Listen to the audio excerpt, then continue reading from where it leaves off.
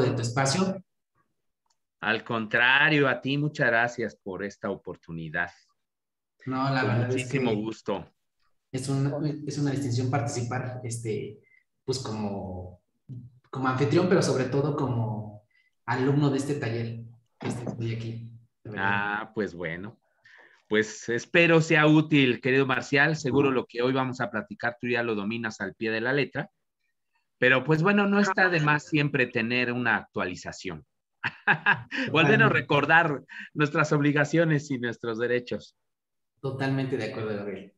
Pues no sé, la que marca la pauta es la maestra Mercedes, Así entonces es, la Pues, defensora. la de... pues ustedes me dicen si echamos a andar la semblanza para manera de un breve reconocimiento por su gran trayectoria, maestro, y me imagino que ya todos lo conocen, pero la verdad es que no está de más. Entonces, arrancamos, si así lo dispone. Cari, ¿me ayudas, por favor?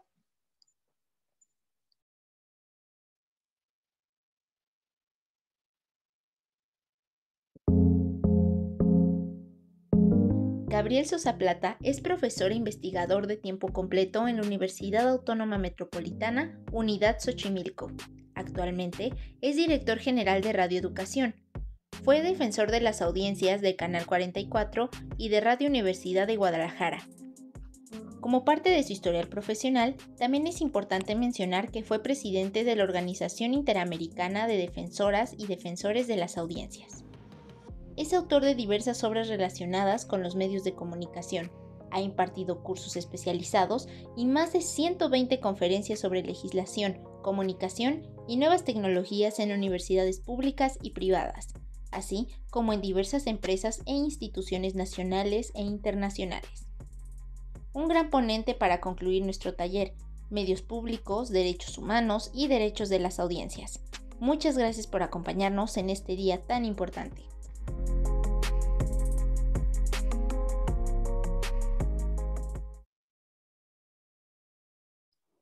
Muchísimas gracias, Cari. La verdad es que haces unas semblanzas maravillosas. Y bueno, gracias, maestro, por dotar de contenido esta clase de semblanzas. Y si me lo permite, yo le pediría al maestro Arturo que me ayude a darle una cálida bienvenida al estilo WAC. Muchísimas gracias, defensora Mercedes, muchísimas gracias por el espacio. Gabriel, pues de verdad, para todos nuestros integrantes y colaboradores del Sistema Universitario de Radio, Televisión y Cinematografía, es una distinción que nos acompañes esta mañana. Conocemos de tu trabajo, ya hemos colaborado en diversas ocasiones. Un tiempo tu programa estaba siendo transmitido, que esperemos nos renueves y nos refresques acá a través del canal de la televisora universitaria. Y desde luego que yo creo que es importantísimo este tipo de, digamos, de capacitaciones, como ya bien lo referías, para estar actualizados sobre el cumplimiento de, más allá de las normas y estas cosas, pues el cumplimiento ético de nuestro deber como medio público, ¿no? Creo que tenemos una gran responsabilidad social y en ese sentido, pues, qué mejor y de verdad, pues agradecer que abones muchísimo a nuestra formación para hacer mejor nuestra chamba en este lado del país y sobre todo, pues bueno, también agradecer la presencia de todos los compañeros y compañeras que están esta mañana y que bueno, pues sea muy provechoso este taller. Te doy la bienvenida, Gabriel, a nombre de la universidad y muchas gracias por el espacio. Muchas gracias, maestro. Y bueno, pues muy buenos días a todos. Ya este es el cierre de este primer esfuerzo que hicimos de un curso taller. El maestro Sosa se caracteriza, aparte de tener una gran trayectoria, de haber estado casi de todos los lados que se tiene que estar en los medios públicos para tener una foto integral. Entonces yo creo que eso nos va a ayudar mucho a consolidar todo lo que hemos tenido la fortuna de escuchar de grandes ponentes a lo largo de estas 3 sesiones. Y maestro, pues le doy la bienvenida a todos los asistentes, como siempre. Ustedes son los que hacen también realidad este tipo de charlas. Y maestro Sosa, todo nuestro agradecimiento. Y bueno, ya está mi cuaderno y mi pluma lista para hacerla girar con todas las ideas y provocaciones que seguramente nos va a compartir. Maestro, adelante, por favor. Pues muchas gracias. Me da mucho gusto saludarlas a todas, a todos, a todes. Por supuesto que muy agradecido con mi querido colega y amigo, el maestro Marcial Padrón, a quien he tenido la fortuna de conocer, sobre todo ahí en la red de radiodifusoras y televisoras educativas y culturales, y también porque tuvimos la oportunidad, que son ya 2 años, ¿verdad? Creo que estuvimos allá en la universidad. Esta pandemia nos ha ocupado muchísimo tiempo, se ha ido rapidísimo, y en esa oportunidad, pues justo tuve la oportunidad de exponer con la misma licenciada Mercedes Olivares para hablar sobre lo que estaba ocurriendo sobre los derechos de las audiencias y particularmente del amparo que había presentado la Asociación Mexicana de Defensorías de las Audiencias. No va a ser el tema de esta sesión, queridas y queridos colegas, pero lo que sí quiero enfatizar es de que me da muchísimo gusto, me da muchísimo gusto que estén aquí presentes, porque fíjense que una de las experiencias que yo he tenido como defensor de las audiencias y ahora como director de un medio público pues tan antiguo, tan importante como Radio Educación, es de que hace falta que las compañeras y compañeros que estamos en los medios nos familiaricemos no solo con el marco jurídico, sino también estemos empapados de todos estos mecanismos de autorregulación que tienen los mismos medios de comunicación. Porque resulta que muchas de las ocasiones entramos a colaborar a uno de estos medios y ni siquiera tenemos pues la oportunidad de conocer el código de ética y en muchas ocasiones ni siquiera el marco jurídico en el cual desempeñamos cotidianamente nuestra labor. El estar trabajando para un medio de comunicación y en particular para un medio público implica responsabilidades y obligaciones que asumimos frente a las audiencias y sobre todo al formar parte de una institución universitaria que también está comprometida con los principios éticos, está comprometida con el conocimiento, con el saber, está comprometida con la veracidad de la información.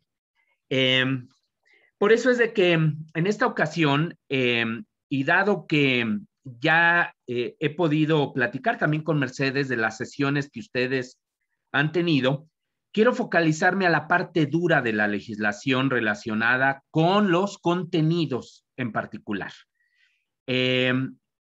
Pues posiblemente algunos de ustedes ya los conozcan, pero estoy seguro, y es quizá arriesgado, ¿no?, decirlo de esa manera, pero como les decía, la experiencia me ha llevado a afirmar de que muchas de las personas que nos involucramos en la generación de contenidos no conocemos el marco jurídico.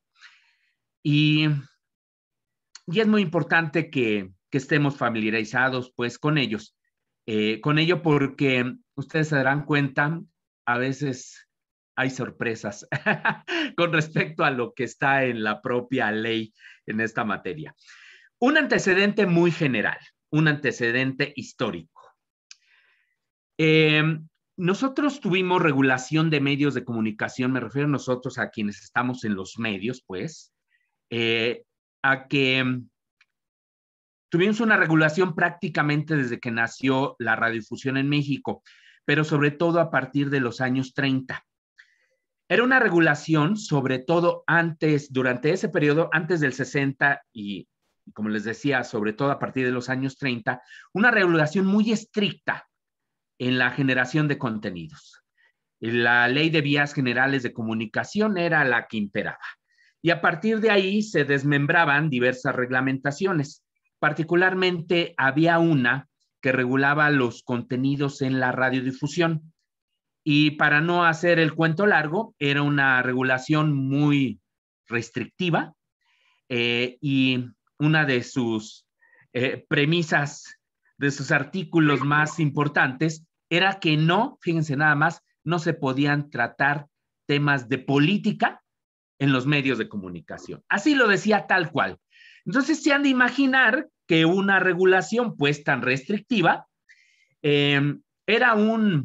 por supuesto que era una vulneración al derecho humano de libertad de expresión y por supuesto de derecho a la información de las audiencias, pero no era un tema que les preocupara demasiado a los empresarios de la radio, y ya cuando nació la televisión en 1950, pues a estos mismos empresarios, porque acuérdense que estábamos en una etapa de consolidación del sistema político mexicano, del presidencialismo, del partido único, y donde las expresiones de oposición, las expresiones políticas a este partido hegemónico, pues no eran simplemente bienvenidas en los medios. Si no existían en los medios impresos, pues mucho menos en los medios nacientes, radio y televisión. Y no era algo, como les decía, que les preocupara a los empresarios de la radio y la televisión, porque en la medida en que ellos obtuvieran concesiones o prebendas, apoyos de este sistema hegemónico, pues realmente ellos no tenían ningún problema con el poder, ni tenían ningún problema a su vez con sus audiencias, porque eran bastante funcionales pues a esa consolidación, que a su vez les favorecía para consolidar este modelo fundamentalmente comercial de la radiodifusión. No significa que durante estos años no se hayan dado algunas alternativas en materia de contenidos, pues, es decir, contrarias a este pensamiento casi único que tuvimos durante estas décadas, pero eran expresiones muy, muy pequeñas, poco significativas, poco influyentes para este propósito fundamental que reitero, era la consolidación de este sistema político y la consolidación de un sistema comercial de radio y de televisión en muy pocas manos. Aún así, como les decía, hubo algunas expresiones independientes que vimos, pues sobre todo en algunos medios públicos. Destaco el caso de la misma Radio Educación, de Radio UNAM, y quizá de algunos medios universitarios en algunas entidades de la República, pero ya muy avanzado, pues, la penetración de la radio y la televisión en México. Bueno, cuando se expidió la Ley Federal de Radio y Televisión de 1960, esta representó un triunfo político para los empresarios de la radio y la televisión. Como lo ha documentado sobre todo el maestro Fernando Mejía Barquera, la Ley Federal de Radio y Televisión de 1960 es un triunfo político para estos mismos empresarios porque por primera vez, a diferencia de las legislaciones anteriores, se garantiza la libertad de expresión en la radio y en la televisión. Ustedes dirán, bueno, pero si estaba la libertad de expresión garantizada en la Constitución, ¿cómo es de que había una serie de reglamentos que eran contrarios a los mismos derechos constitucionales, a un derecho humano? Bueno, así funcionaban las cosas en este régimen y no había realmente ninguna oposición a lo que se estableciera en estas reglamentaciones. La libertad finalmente de expresión garantizada en la propia Ley Federal de Radio y Televisión significó una nueva etapa para los empresarios de la radio y la televisión, porque ahora sí, al menos en la propia ley, se garantizaba este derecho que les era inherente y al mismo tiempo era un voto de confianza del sistema político mexicano a estos grandes aliados que tuvieron durante todo este tiempo, que eran los empresarios de la radio y la televisión. La verdad es que durante estos años los medios públicos no contaban demasiado, es más, casi no se hablaba de medios públicos, se hablaba de medios estatales, se hablaba de medios gubernamentales. El concepto de medio público realmente comienza a tener una mención importante, yo diría que hasta los años 80 e incluso los años 90. Antes no se hablaba de medios públicos, reitero, se hablaba de medios estatales, gubernamentales, lo que ustedes quieran, pero siempre ligado evidentemente al poder. Entonces era una relación sobre todo más de empresarios con políticos, con el partido único. Y bueno, al darles este voto de confianza a los empresarios de la radio y la televisión, con esta ley muy favorable a estos intereses, pues comenzaba también una etapa muy interesante para los propios empresarios para defender pues sus propios objetivos. Es decir, era una libertad de expresión, pues no necesariamente para las audiencias, sino sobre todo para los que poseían estos medios de comunicación, que eran estos empresarios y sus empleados. Pero muy funcional para defender sus intereses en momentos que el Estado pudiera atentar en contra de ellos. Pero era un voto de confianza, era una corresponsabilidad. Aparte de todo ello, era también un avance importante del empresariado de la radio y la televisión, impulsado sobre todo por Emilio Azcárraga, tanto en México como en América Latina, porque el mismo Azcárraga se encargó de lograr una unión de los empresarios de la radio y la televisión en toda Hispanoamérica, para que los gobiernos hicieran leyes que permitieran la expansión de esta radiodifusión comercial, su consolidación con reglas pues poco restrictivas o nada restrictivas. La idea era sobre todo ir consolidando este modelo comercial y acotando también el crecimiento sobre todo de los medios públicos, entonces llamados medios estatales. Era muy claro el objetivo, y en México, pues siendo punta de lanza para una legislación en la materia, fue que se logró este objetivo en nuestro país en 1960 y posteriormente se logró en otras legislaciones en América Latina. Por eso las historias son tan similares en muchos de estos países, en términos pues de lo que ha sido la evolución de la regulación de los medios de comunicación. En estos años, defensorías de las audiencias era un concepto que tampoco existía. Es más, ni siquiera se hablaba de audiencias. Es más, la Ley Federal de Radio y Televisión del 60 no se refiere a audiencias en ningún momento, se refiere a público, se refiere a radioescuchas, televidentes. Audiencias como tales con derechos tampoco existían. Entonces, ¿quién garantizaba la tutela de los derechos de las audiencias? Pues era el mismo Estado a través de sus propios órganos de gobierno. Antes, quien se encargaba de regular, en este caso, los contenidos y esta tutela de estos derechos humanos de las audiencias, era la Secretaría de Comunicaciones y Obras Públicas, que después se convertiría en la Secretaría de Comunicaciones y Transportes. Es decir, era una dependencia fundamentalmente técnica, la que se encargaba de regular los contenidos. Pero conforme fueron pasando los años, cambia la visión y se le da un sentido político a la regulación de contenidos. Por eso hay que darle el mérito. No sé si eso hay que reconocerlo para bien o para mal, pero hay que darle el mérito a José López Portillo de quitarle ese sentido técnico a la regulación de contenidos para darle un sentido político. Él es el que crea, como ustedes saben, en 1977 la Dirección General de Radio, Televisión y Cinematografía, que desde entonces, desde 1977, es la instancia encargada dentro de la Secretaría de Gobernación, que es el ministerio, pues, en este caso de Gobernación, de lo que son las relaciones políticas, la encargada de supervisar el cumplimiento de la ley en materia de contenidos.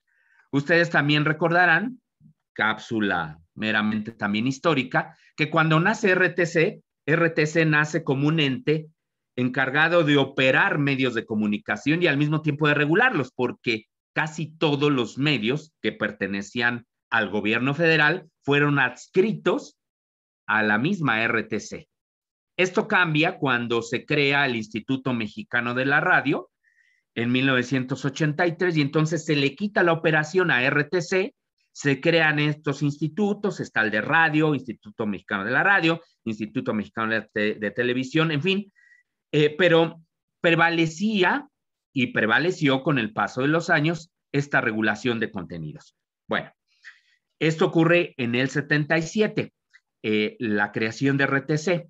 3 años antes, o 4 años antes, 1973, es cuando se aprueba se publica el reglamento de la Ley Federal de Radio y Televisión.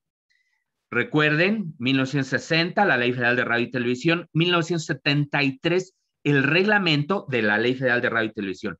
Era un reglamento que fundamentalmente regulaba contenidos.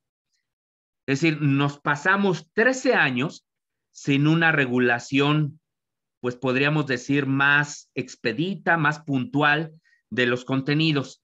Le corresponde al gobierno de Luis Echeverría hacerlo. Por eso el gobierno de Echeverría es considerado por los radiodifusores como un gobierno autoritario, totalitario, injerencista, porque también ya para los años 70, que es lo correcto, ya la televisión había logrado una presencia muy importante en la vida cotidiana. Se hablaba en el mundo del poder de la televisión, es cuando comienzan a estar en boga estas teorías de la aguja hipodérmica, del poder de los medios, de cómo transformaban a las sociedades, y en consecuencia, pues los estados como el nuestro, actúan en consecuencia y establecen regulaciones mucho más estrictas de los contenidos. Por eso el reglamento, a lo mejor a estas alturas del partido, pudiese ser muy restrictivo.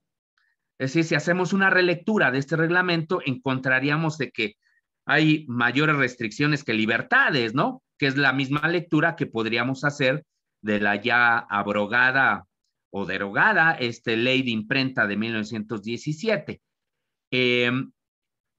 Porque era también una legislación acorde a estos objetivos políticos de control, en la medida que se tuviera una regulación mucho más amplia de los contenidos, pues se podía tener en consecuencia un mayor control político. Recuerden a los teóricos, sobre todo con esta visión marxista, aparatos ideológicos del Estado que debían estar controlados, pues justo a través de una regulación muy estricta.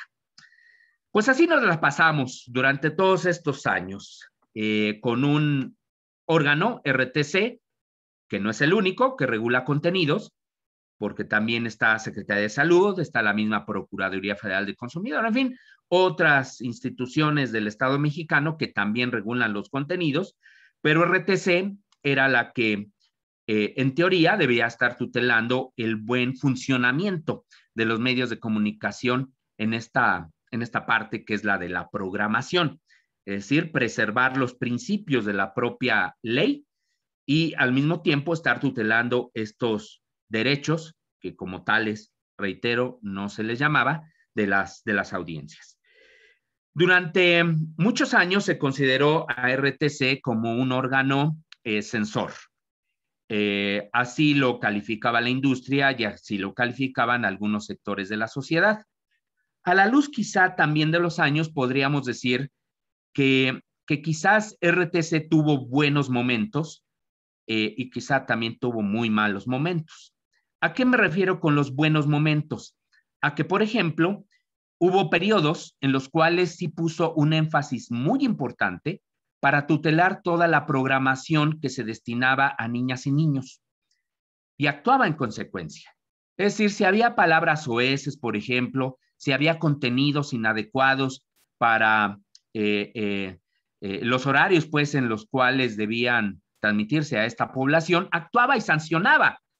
Y las sanciones eran importantes en algunos casos porque a conductas reiterativas se acumulaban, pues, en este caso, las sanciones. Entonces, está documentado. Yo he tenido la oportunidad de hacer solicitudes de información a RTC en diferentes momentos de mi vida, sobre todo académica, y llegaron a existir sanciones hasta por varios millones de pesos, sobre todo a las televisoras. Esa era una parte que debíamos, como sociedad, yo así lo veo, ya después conoceré sus puntos de vista, que debíamos agradecerle a la autoridad. Y yo creo que también hacía muy bien en actuar cuando, por ejemplo, se cometían, y era algo muy frecuente, se cometían fraudes a las audiencias, sobre todo en estas promociones de llame y en este momento usted se va a ganar tales o cuales premios. había un incumplimiento constante, permanente en todo ello. Y allí actuaban dos autoridades de gobernación. Por una parte, esta instancia, la de juegos y sorteos, y por otra parte, la de la misma regulación de contenidos, RTC. Entonces tenían una doble sanción. Y en algunos casos, si se trataba de productos de salud, pues actuaba la COFEPRIS, y en otros actuaba la Procuraduría Federal del Consumidor. Y así se hicieron acreedores también, sobre todo las televisoras de algunas estaciones de radio, de sanciones muy importantes. No significa que todavía no se sigan llevando a cabo estas sanciones, pero ¿qué creen? Aquí hay una falta, al menos en los últimos años, de información. Y no sabemos si esté o no sancionando RTC. Yo al menos no he hecho las solicitudes de información durante los años que llevo aquí como funcionario público en Radio Educación, pero no tardaré en hacerlo, porque para mí es muy importante saber qué es lo que ha estado pasando con RTC en los últimos años. Bueno, todo esto es anterior, sobre todo, a la ley federal, a la reforma constitucional en materia de telecomunicaciones de 2013 y a la ley federal de telecomunicaciones y radiodifusión de 2014. Ustedes también ya lo saben, la Ley Federal de Radio y Televisión ya no existe, pues, en nuestro marco jurídico. La del 60, esa desapareció, pues, al aprobarse esta Ley Federal de Telecomunicaciones y Radiodifusión. Y con ello se fueron, por cierto, algunos artículos que quizás pudieron haber sido útiles en la nueva regulación, pero no. Ustedes saben que la reforma constitucional en materia de telecomunicaciones, si bien representó un sueño hecho realidad por algunas organizaciones sociales, algunos académicos, académicas que estábamos en esto, también es cierto que representaba algunos de los intereses de los empresarios de la radio y la televisión, particularmente en regulación de contenidos. Entonces quedó una regulación, tanto en la reforma constitucional como en la Ley Federal de Telecomunicaciones y Radiodifusión, un tanto más light en materia de contenidos.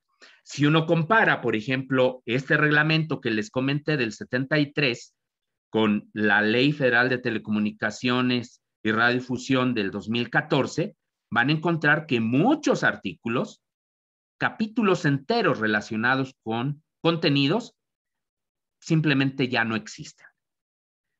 Pero para ello se crean, en consecuencia, otros mecanismos de autorregulación de contenidos y, en general, del trabajo ético que deben llevar a cabo los medios de comunicación. Por eso es que en el caso específico, como ustedes saben, de los medios públicos se crean los consejos ciudadanos, la obligación de las defensorías de las audiencias para todos los concesionarios, además de los públicos, y al mismo tiempo otro tipo de obligaciones que después ya tendrían un desdibujamiento con todos estos amparos y estas contrarreformas que se dieron en materia de derechos de las audiencias, como serían los propios códigos de ética, ¿no? Bueno, ¿en qué situación estamos actualmente en la regulación de contenidos? Y ahora sí voy a compartir la pantalla.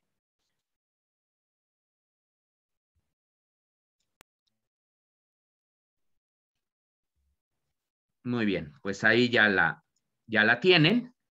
¿En qué situación estamos? Bueno, todavía se siguen manteniendo algunas atribuciones y otras se compartieron con el Instituto Federal de Telecomunicaciones. En el caso del Instituto Federal de Telecomunicaciones, ¿qué regula explícitamente en materia de contenidos?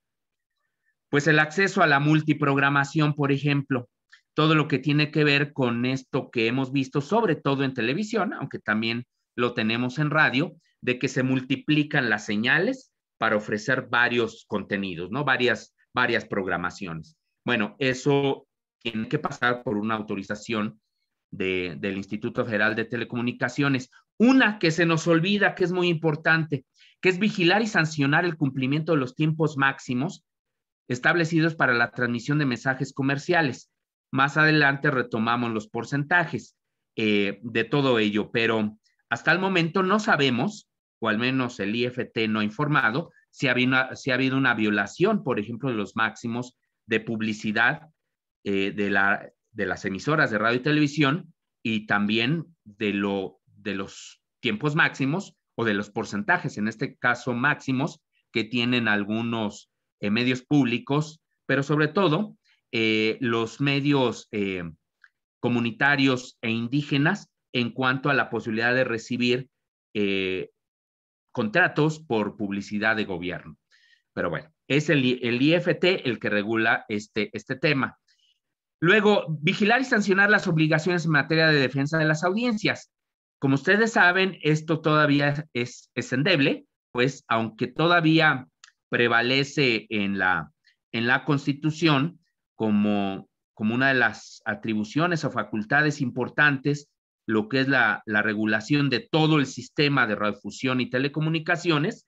Lo cierto es que con esta reforma o contrarreforma en materia de los derechos de las audiencias quedó desdibujada esta pues facultad o atribución que fue incluida en la Ley Federal de Telecomunicaciones y Radiofusión. Ya más adelante podemos platicar con más detalle este asunto. Luego, esta sí prevalece, que es supervisar que la programación dirigida a la población infantil respete los valores y principios a que se refiere el artículo 3 de la Constitución. Y en general es todo lo que se refiere a los contenidos, también publicidad de programación infantil. El IFT tiene facultades para ello. Incluso puede sancionar por violaciones en este terreno.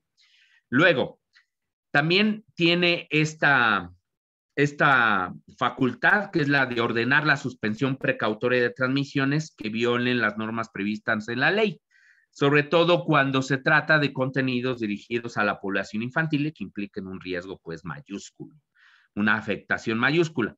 Eso es algo que nosotros dijimos de inicio que nunca va a llevar a cabo. O sea, es una facultad que tiene el Instituto Federal de Telecomunicaciones, pero casi les puedo afirmar que nunca la va a llevar a cabo.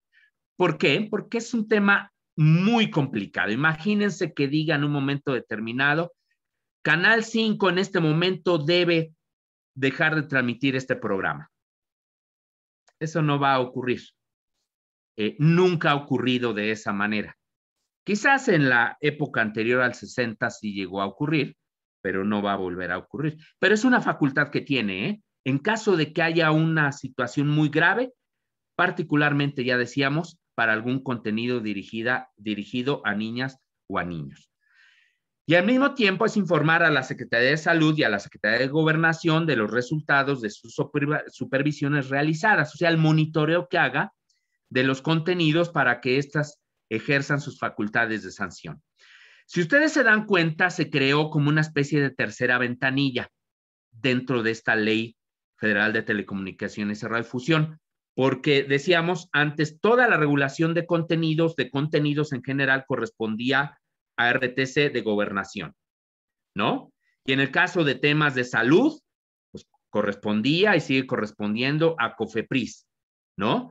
Y en el caso de lo que se refiere a oferta, por ejemplo, de productos y servicios, a publicidad vinculada con este objetivo, a Procuraduría Federal del Consumidor. Bueno, lo que hizo la ley fue crear esta tercera ventanilla. ¿Cómo funciona en otros países los órganos reguladores fuertes? Pues además de llevar toda la parte técnica, lo que es el otorgamiento de las concesiones, lo que es la supervisión técnica también de toda esta infraestructura, también regulan los contenidos. Pero aquí en México, cuando se dio esta reforma constitucional en materia de telecomunicaciones, no se quiso dar esta facultad al IFT porque tanto el gobierno como los mismos empresarios consideraban que era demasiado poder darle a un instituto como estos, además esa facultad, convirtiéndola en un superpoder. Quienes estábamos del lado de la academia considerábamos que era lo mejor que podía haber ocurrido, darle al Instituto Federal de Telecomunicaciones pues ya finalmente todas estas facultades, porque siempre nos opusimos a que Gobernación, el ente político, se encargara de regular los contenidos. pero que incluso el IFT no fuera ni siquiera el que directamente a través de sus funcionarios supervisara los contenidos, sino que se hiciera a través de una especie de consejo ciudadano o consejo de programación para que fuera la misma sociedad la que vigilara, supervisara los mismos contenidos que transmiten los medios de comunicación. Ese era el modelo que nosotros considerábamos como el más idóneo, pero pues bueno, esa opinión no fue considerada y por eso es de que solo le dieron algunas facultades muy particulares a este Instituto Federal de Telecomunicaciones en materia de contenidos, mientras a RTC le siguieron conservando lo que ya tenía pues de las legislaciones anteriores. Reitero, en el caso entonces del IFT, hay que destacar todo lo que tiene que ver con estos tiempos máximos y sobre todo con la programación que se destina a niñas y niños. Entonces, cuando, por ejemplo, ustedes que están al tanto, pues, de lo que se transmite en los medios de comunicación, o bien ustedes como generadores de contenidos, recuerden que esta es la instancia, una de las instancias que tiene que ver con la programación infantil. Secretaría de Gobernación, sus atribuciones, pues sigue manejando los tiempos del Estado, salvo en procesos electorales, que le corresponde al Instituto Nacional Electoral, y sigue también teniendo esta facultad para los encadenamientos. Prácticamente en los últimos años ha habido muy pocos encadenamientos, pero sigue teniendo esa facultad. Si, por ejemplo, mañana Gobernación decide por una instrucción del presidente llevar a cabo un encadenamiento porque las mañaneras van a transmitirse en cadena, no habría legalmente la imposibilidad de hacerlo, ¿eh? O sea, es una facultad que tiene Gobernación. La otra es ordenar la transmisión de boletines relacionados con la seguridad y defensa nacional, conservación del orden público o con medidas encaminadas a prever o remediar cualquier desastre natural. Esto es algo que no debemos de olvidar. También todavía el Estado mexicano, el gobierno, sigue teniendo esta facultad para decirle incluso a un medio público, puede decirle a esta radio de la Universidad Autónoma de Querétaro, oigan, tienen que transmitir este boletín relacionado con estos temas. Y estará obligado Marcial de acatar y de decirles allá a sus conductores, oigan, es una orden que viene de Gobernación. O sea, todavía tiene una manga ancha, que no se ha ejercido en los últimos años, ¿eh? También hay que reiterarlo, pero ahí está prevista todavía en la ley. Ordenar la transmisión del himno nacional, ya todo mundo lo hacemos en nuestras estaciones porque pues sabemos que es una obligación, punto, ¿no? Pero en el caso de aquellos que no lo hagan, lo puede ordenar. La transmisión o promoción de concursos, todo lo que tiene que ver con estos concursos, sorteos y demás, ya ven que debe tener una autorización previa por parte del Secretario de Gobernación, en particular de esta Dirección General de Juegos y Sorteos. Todo lo que se refiere también a la reserva gratuita de canales para la distribución de señales de televisión. Esto es algo que tiene que ver más con los sistemas de televisión de paga, que más adelante podemos ver. Verificar que las transmisiones de radio y televisión cumplan con los criterios de clasificación, todos estos lineamientos que también tenemos de los horarios A, B, C, etcétera, etcétera. Bueno, de eso se encarga. Y debería tener lineamientos específicos que regulen la publicidad pautada en la programación destinada al público infantil, pero ¿qué creen? Desde la propia reforma constitucional, no obstante que era una obligación de uno de los artículos transitorios, estos lineamientos no los tenemos aún elaborados por Secretaría de Gobernación. A la Secretaría de Educación Pública le quitaron muchísimas facultades en la propia participación, digamos, en este ámbito de los contenidos de la radio y la televisión, pero le quedaron algunas que son estas: promover la transmisión de programas de interés cultural y cívico, elaborar y difundir programas de carácter educativo y recreativo para la población infantil, e intervenir en todo lo que se refiere en materia de derechos de autor en los términos de la Ley Federal de Derechos de Autor. Ya desde años antes, desde que fue presidente Carlos Salinas de Gortari y era secretario de Educación Ernesto Zedillo, se le quitó una facultad importante a la Secretaría de Educación Pública, que era estar supervisando de que quien hablara en un micrófono, que estuviera participando en los medios de comunicación, contara con una licencia de locutor o de comentarista. Eso se quitó. Y si bien es cierto que Secretaría de Educación Pública, a través de Televisión Educativa, sigue expidiendo estas licencias de locutor, ya no es una obligación tenerlas para participar en los medios. Hay quienes, por ejemplo, sobre todo iba a decir los nostálgicos, pero no necesariamente, sobre todo los locutores de la vieja guardia, aunque habrá locutores actuales que consideren lo mismo, o locutoras, decían que el hecho de que se haya quitado esta obligación de tener estos certificados de locución para tener el honor de participar en alguna transmisión de radio o de televisión, lo que vino es a denigrar sobre todo la calidad, sobre todo lo que es el uso correcto del lenguaje, y de que ahora pues cualquier persona, así lo dicen, puede hacer un uso de las frecuencias de radio y de televisión. Bueno, es una apreciación, por supuesto, también sujeta a debate. Luego, las atribuciones de la Secretaría de Salud. Pues todo lo que tiene que ver con la publicidad ahí está, relativa al ejercicio de la medicina, a lo que son los suplementos alimenticios, a lo que tiene que ver con estos insumos de uso odontológico, y todo lo que tiene que ver con la salud, le sigue correspondiendo a esta dependencia, a la Secretaría de Salud, y también normas en materia de salud para la programación destinada al público infantil.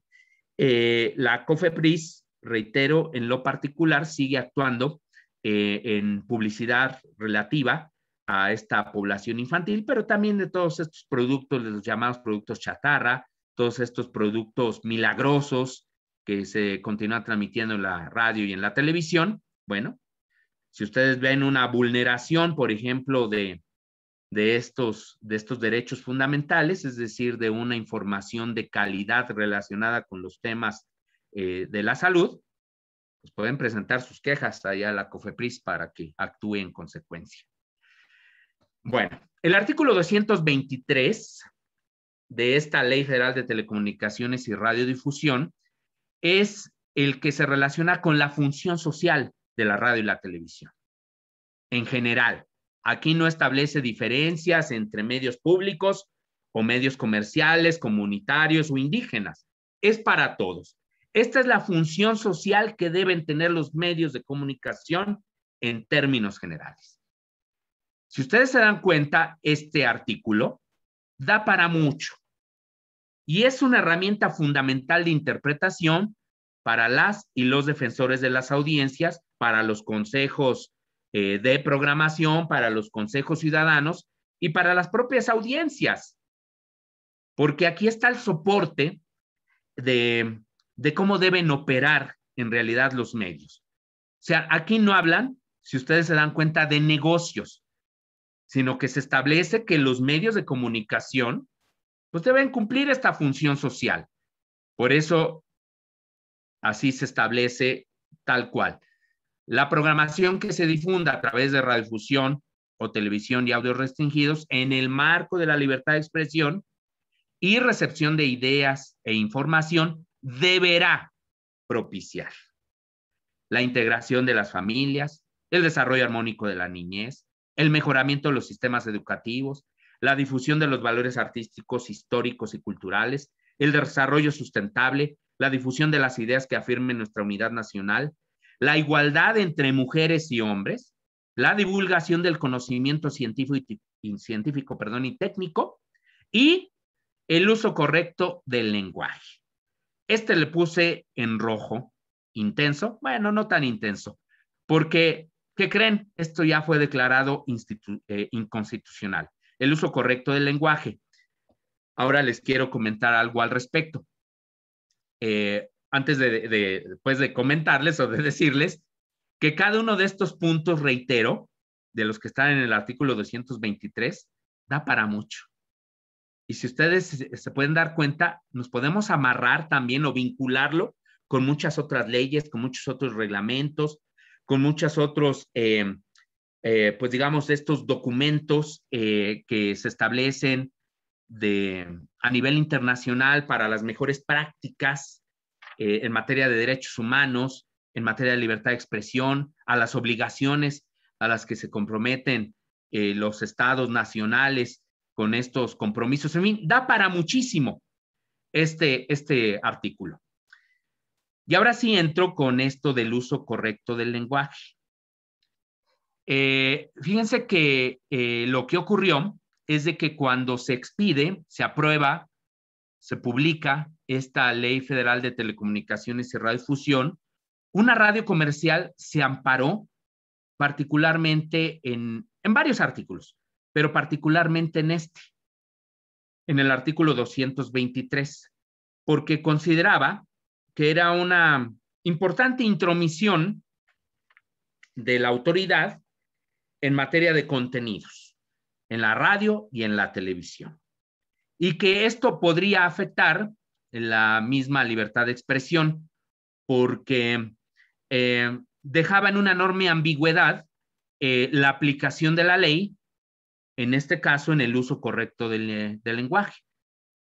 Cuando este tema llega a una de las salas de la Corte, le dan la razón al concesionario, diciendo palabras más, palabras menos, que la autoridad no se podía pues atribuir una facultad que era la de determinar qué es lo correcto o incorrecto del lenguaje. Y más aún considerando que el lenguaje es algo que va cambiando conforme transcurre el tiempo y que quizás en décadas anteriores una palabra pudo haber sido considerada como incorrecta y que ahora, a lo mejor por el uso que se le ha dado a esa palabra, ya cambia el contexto, cambia la situación. Aparte, ¿con qué autoridad podría también colocarse, ya sea al Instituto Federal de Telecomunicaciones o a la misma gobernación, para sancionar y con qué montos, ¿no? Es decir, por ejemplo, y perdón la expresión, un pinche cuánto cuesta, ¿no? Si se dice al aire, cuesta unas 250 pesos. O sea, ¿por qué 250 pesos, no? Por decir algo. Y una mentada de madre, ¿cuánto cuesta en radio y televisión? ¿Sí me explico? Era algo, y sigue siendo en realidad algo muy complejo. Aún así, yo creo que las y los defensores de las audiencias sí podrían actuar en el terreno de lo ético y de la autorregulación que establezca el mismo medio de comunicación. Quizás no está en la ley, pero a lo mejor en nuestros propios mecanismos de autorregulación sí podemos incluir que haya un uso correcto del lenguaje, sobre todo para proteger todo lo que está o parte de lo que está enlistado en este artículo 223. Por ejemplo, la igualdad entre hombres y mujeres, ¿no? Porque hay muchos albures, hay muchas palabras soeces, discriminatorias. Yo sé que entran también en otras causales, pero también tiene que ver con el uso correcto del lenguaje, porque, por ejemplo, el albur, ¿no? Puede considerarse quizá como un uso incorrecto del lenguaje. No lo sé. Eso es algo que también debe establecerse como parte de estos compromisos o de revisión autorregulatoria. Bueno, en fin, ahí tengo la tesis, se las voy a enviar con nuestra querida Mercedes para que se los comparta este material. Cuando se dio esta discusión y posteriormente ya esta tesis de la Suprema Corte de Justicia, yo publiqué en el diario digital, sin embargo, un artículo a propósito de esto. Y palabras más, palabras menos, dije que ahora sí Broso podía decir lo que se le pegara la gana en la radio o en la televisión, sin que estuviera pues, siendo presionado por la autoridad por hacer un uso incorrecto del lenguaje. Poco después, el mismo Broso hace un comentario en uno de sus espacios que tenía en YouTube, antes de juntarse pues con Loret de Mola en este proyecto periodístico llamado Latinus. Digamos, fue una etapa de transición ahí interesante. Les quiero compartir este audio. Creo que puede ser interesante para que ustedes vean, analicen ¿Cuál es la visión de alguien que, pues digamos, hizo uso del lenguaje como quiso? Y que efectivamente durante muchos años sí recibió sanciones, él no directamente, en los medios de comunicación en los cuales él participaba. Les voy a adelantar porque esto está, me parece que hasta el minuto. Miren. Déjenme nada más lo adelanto, aquí está. Ok. Déjenme nada más, ya está compartir sonido. Dijo que iba a pugnar por la revocación del mandato a la mitad de la administración y parece que eso también ya aterrizó. Chamacos, yo no sé si ustedes estaban enterados, yo no estaba enterado, pero me entero.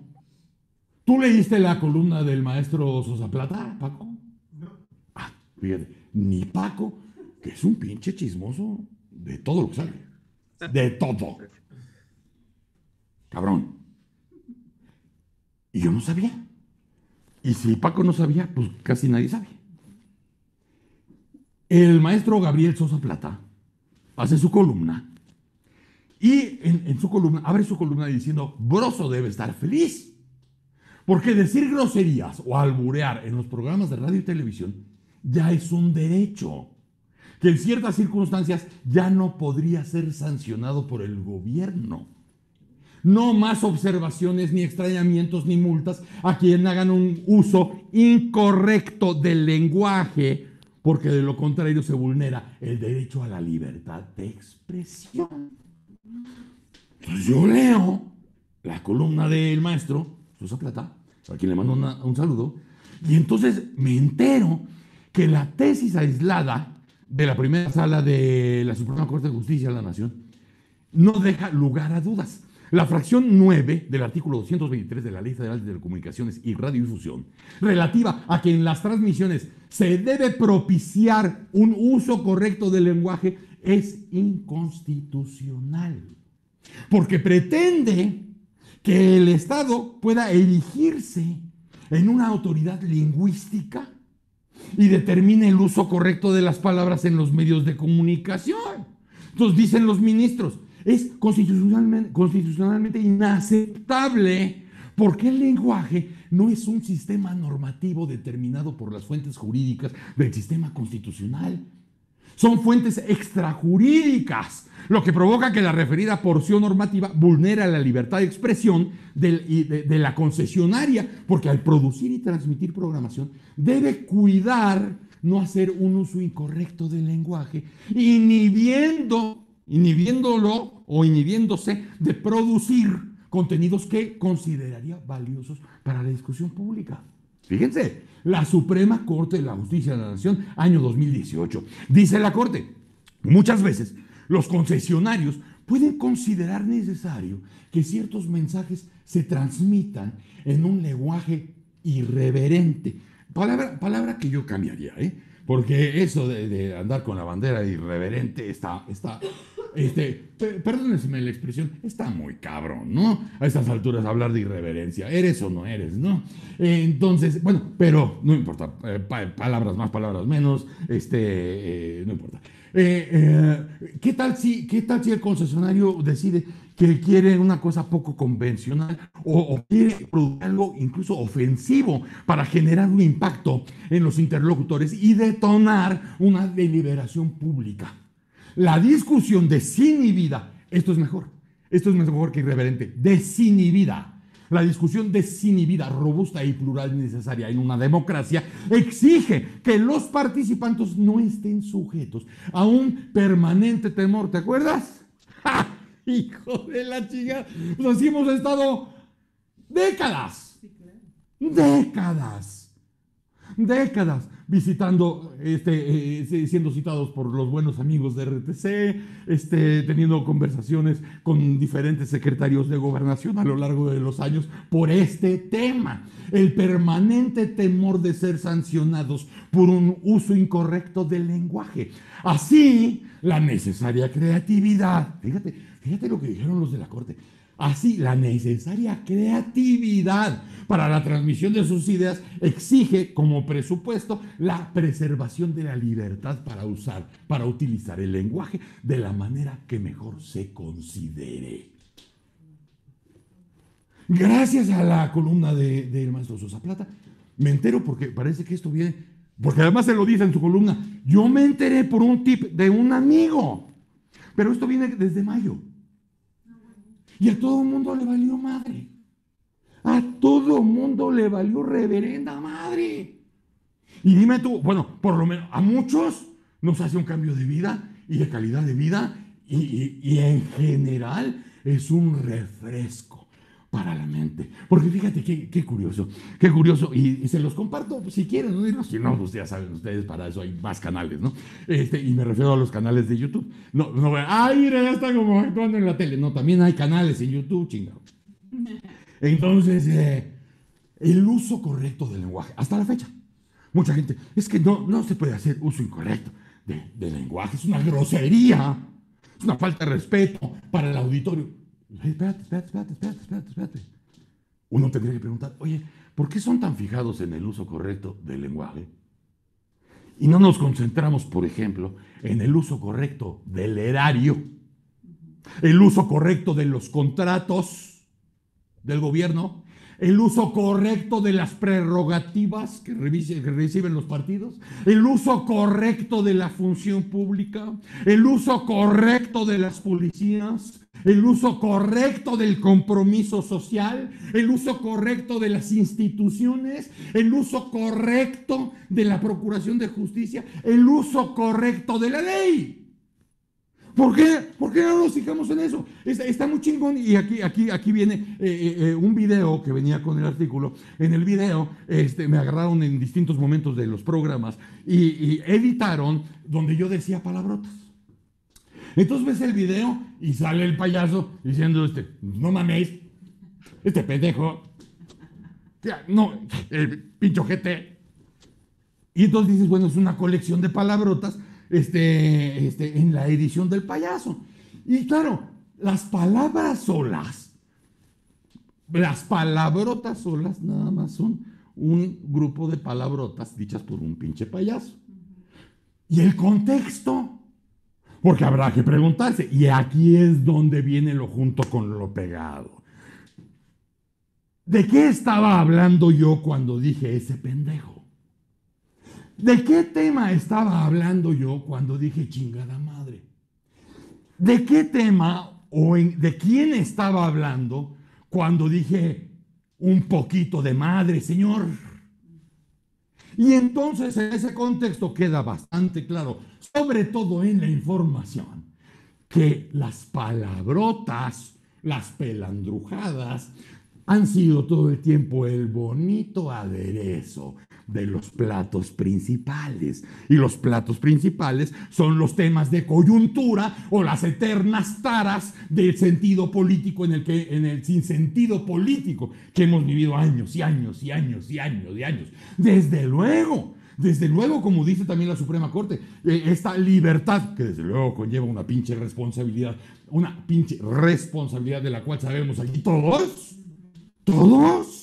absolutamente, te tiene que llevar esa libertad te debe llevar a una responsabilidad. Así es. Porque una cosa es que tengas el hocico caliente y otra cosa es que acuses a alguien sin razón, que difames a alguien, que dañes la moral de una persona nada más porque traes el hocico caliente.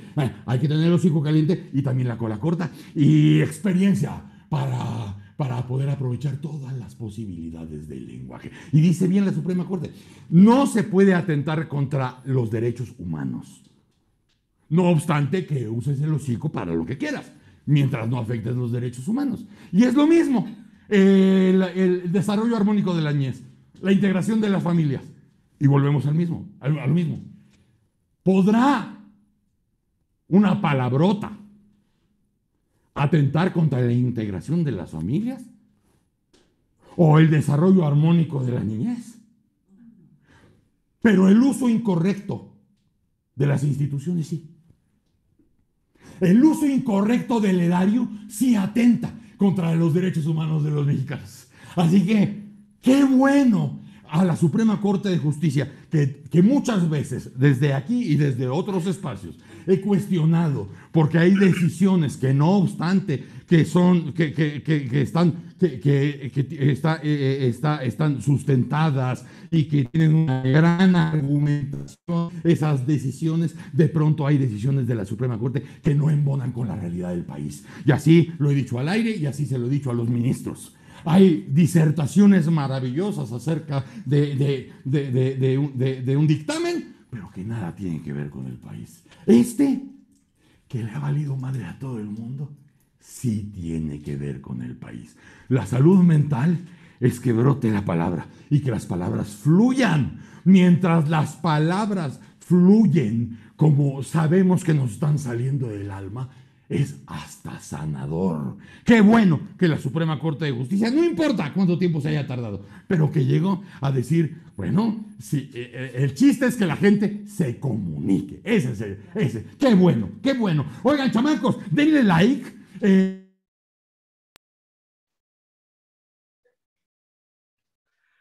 Bueno, pues ahí está este tema.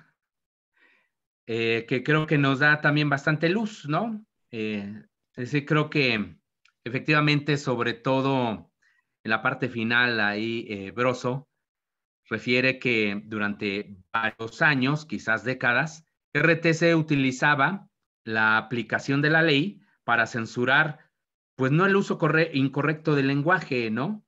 Sino más bien para censurar posiciones políticas, planteamientos políticos, acusaciones y demás. La ley fue utilizada, por eso yo les comentaba, quizá en momentos en los cuales sí se buscaba preservar esta función social, pero en muchos otros también se actuaba políticamente. Por eso era un riesgo tenerlo, esta facultad, como sigue ahora, en un ente político como es Secretaría de Gobernación, y por eso debía estar en un ente autónomo, técnico, con una participación ciudadana en el Instituto Federal de Telecomunicaciones. Ahora, no significa también que pobrecitos radiodifusores, acosados por el poder todo el tiempo durante estos años y actualmente, no, para nada. Dijimos que hubo momentos en los cuales era una convivencia entre el poder político y los radiodifusores con fines estrictamente de consolidación y de que, pues sí, les importaban las audiencias, pero más como consumidores, ¿no? Propiamente, más como mercado que como ciudadanos y ciudadanas. De ahí la relevancia de los medios públicos. Y después hubo etapas de profundas omisiones, quizá como sigue sucediendo ahora. Antes de esta Ley Federal de Telecomunicaciones y Radiodifusión, seguimos en esta función social, y es muy importante también este referente histórico. En la Ley de Radio y Televisión, la del 60, se establecía la creación de un Consejo Nacional de Radio y Televisión, que era un consejo, fíjense nada más, que estaba adscrito, formaba parte de Secretaría de Gobernación. ¿Quiénes integraban este Consejo Nacional de Radio y Televisión y cuáles eran sus facultades importantes? Lo integraban el gobierno, sobre todo todas las dependencias relacionadas con los medios, lo integraba la industria y lo integraban los sindicatos mayoritarios de la industria. Ese era ese consejo. La ciudadanía no tenía ni voz ni voto en ese Consejo Nacional de Radio y Televisión. ¿Qué facultades tenía? Pues tenía varias facultades, pero varias de ellas se relacionaban sobre todo con este artículo 223, que antes era el artículo, no me hagan caso, el 60 de la Ley Federal de Radio y Televisión, con esta función social, Y también tenía la facultad de proponer, por ejemplo, iniciativas de ley para mejorar el funcionamiento, la operación de la radio y la televisión. También tenía la atribución de organizar concursos para fomentar la calidad en la radio y la televisión. En fin, lo cierto es que ese consejo casi no operaba, pero durante el foxismo y después durante el calderonismo se reactivó ese Consejo Nacional de Radio y Televisión. Y fue en la etapa en la cual fue subsecretario de Normatividad de Medios, Héctor Villarreal, ya en el sexenio de Calderón, cuando comenzó a tener una mayor participación ese consejo. Y al menos se reunían, de acuerdo con actas que yo solicité vía la ley de transparencia, se reunían al menos una vez al mes para discutir temas inherentes al sector de la radio y la televisión.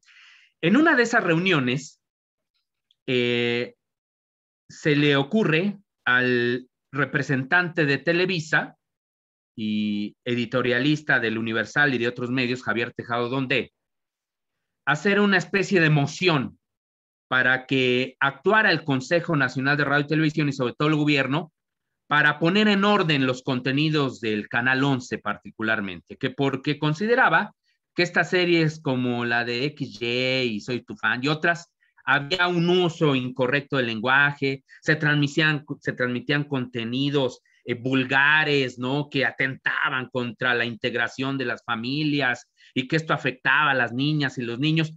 En fin, Televisa en realidad estaba muy enojada por los éxitos que estaba teniendo la televisión pública con algunas de estas series que incluso hoy día se siguen transmitiendo porque pues eran disruptivas para la televisión pública. Eran novedosas al mismo tiempo por los temas que estaban abordando. Pues bien, muy inteligentemente el entonces coordinador de este consejo, subsecretario Héctor Villarreal, dice, me parece muy atinada la propuesta que nos haces, Javier, pero ¿qué te parece si en la siguiente sesión nosotros elaboramos un material que resuma en parte lo que también se ha hecho no solo en Canal 11, sino en otras televisoras, incluyendo Televisa, para ver si todos realmente estamos en una situación como para cuestionar el trabajo de los de enfrente, ¿no? Y busquemos entonces en conjunto, pues, un mecanismo que nos lleve a elevar la calidad en la programación de radio y televisión. Bueno, les voy a pasar lo que se presentó, pues justo en esa reunión que después se desarrollaría en este, pues, Consejo de Radio y Televisión. Déjenme abrirlo, el archivo. Denme tantito, denme un segundo.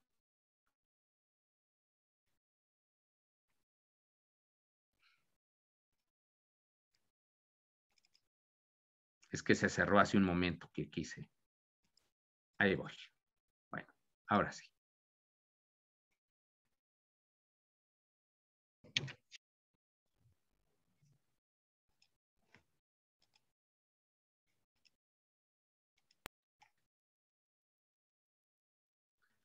Listo. Aquí esto es lo que se refiere justamente Broso, cuando se dice que eligieron unas frasecitas que él dijo.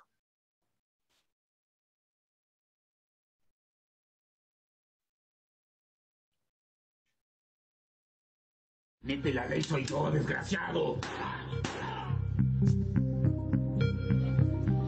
¡Papá!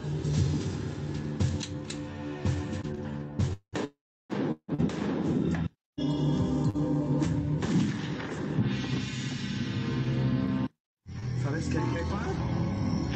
La última prueba que me falta es matar a mi madre.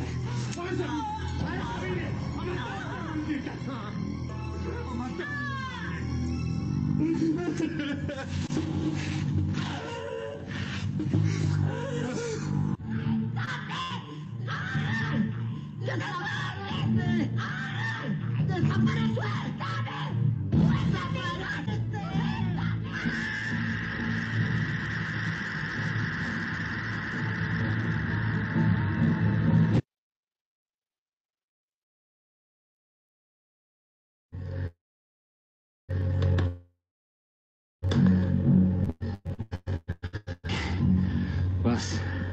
No, Toledo, ya no puedo.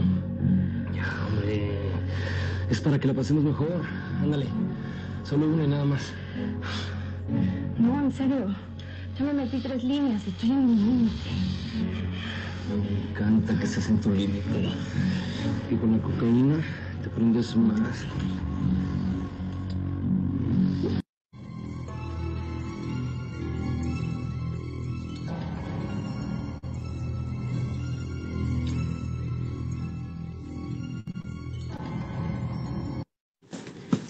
Es tu entrada al paraíso. La solución de todos tus problemas. Es heroína.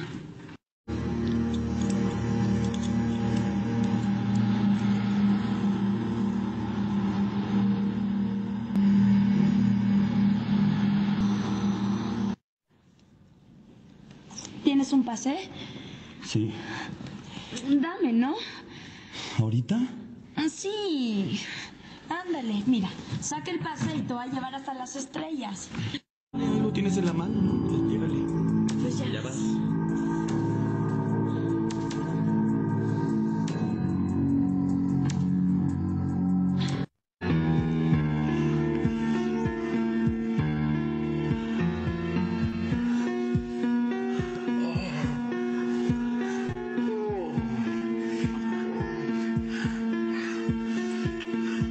Dueña de tu amor, dueña de tu abrazo, dueña de los días y las noches, dueña de tu abrazo, dueña de los días. Pero es una cirugía estética que se realiza de una forma frecuente y es la reducción de la areola y el pezón en las mujeres. Oye, doctor, ¿y Sí. la sensibilidad después de...? Muy importante, en esta cirugía no disminuye la sensibilidad.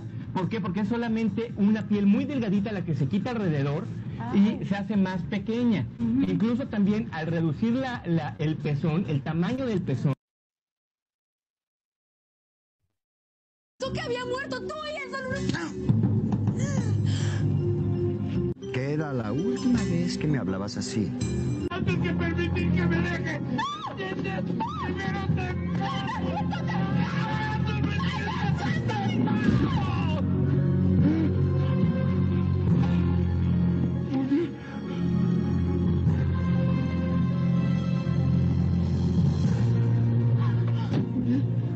Tanto ruido, pues el niño se asusta, está muy chiquito.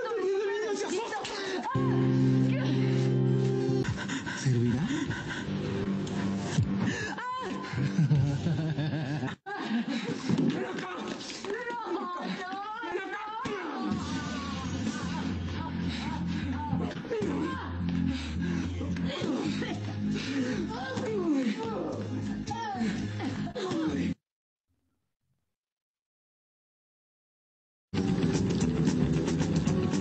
¡Maldito desgraciado!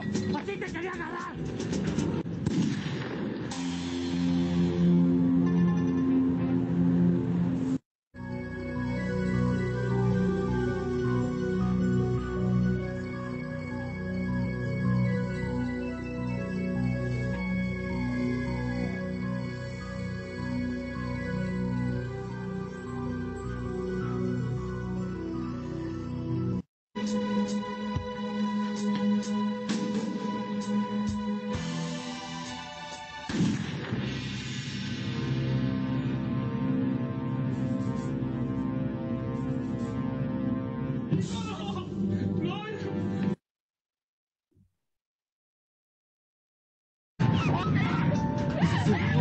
¡Vas a ser mío!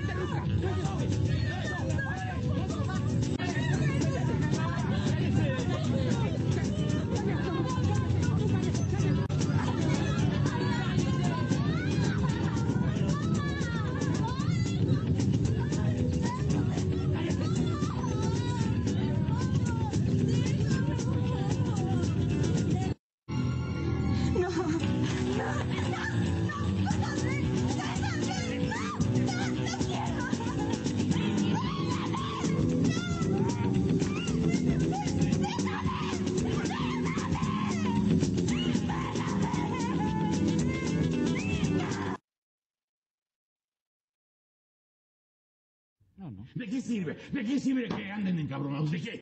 No vaya a decir nada de Mexicana, cabrón. Si usted pierde su dinero, su pendejo, es su problema. Nosotros nada más somos unos pinches clientes. La gente dice, oye, qué pinche mal gusto. No debimos haber metido el pinche video. Al señor presidente se le anda calentando el hocico. Chingatelo, no, hombre. Usted me la interpela. No mames. Por primera vez no eres el hijo de la chingada. No. Porque no era nuestro pedo, ¿no? Era de ellos. Si usted lo sabe, usted no tiene pedo, ¿eh? Ok. Es playa y desmadre en la noche. De eso se trata Acapulco, ¿no? Si Santana no hubiera hecho sus pendejadas, estaríamos hablando de otra cosa. Ojalá fuera un machote, porque dice, por lo menos se va a partir la madre con alguien. Como les valió madre 20, 30, 40 años, para que les entre en este momento hasta sus pantallas. ¡La reata! ¡Venga, divina, venga! Hasta gatean los hijos de tira. Voy a que le pongan pomada de la macana. Ya está quincena, hijo de... Ya después de tantas planchadas, aunque sea un besito, ¿no? Pues, cuidado, porque... Ni modo, hay que cumplir. Es horario triple A. Ni modo, hay que cumplir. Es horario triple A. ¿Qué onda? Además es hora, ¿no? No, todavía están los niños.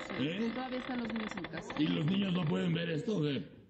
¿Por qué? El cuerpo es... Mayores de 18 años. No, pero el cuerpo... Como la revista. Nos va a sacar el No. ¿Le das quito al cuerpo humano? No, a mí no. ¿A quién entonces? Los niños no. A los niños les da asco. Pero a los niños... No sé si les dé asco, pero... Claro. ¿Y la Capilla Sixtina? Y las esculturas que ¿No están dejan entrar niños a la Capilla Sixtina? Reforma. Claro que sí pueden Pero no los dejan voltear.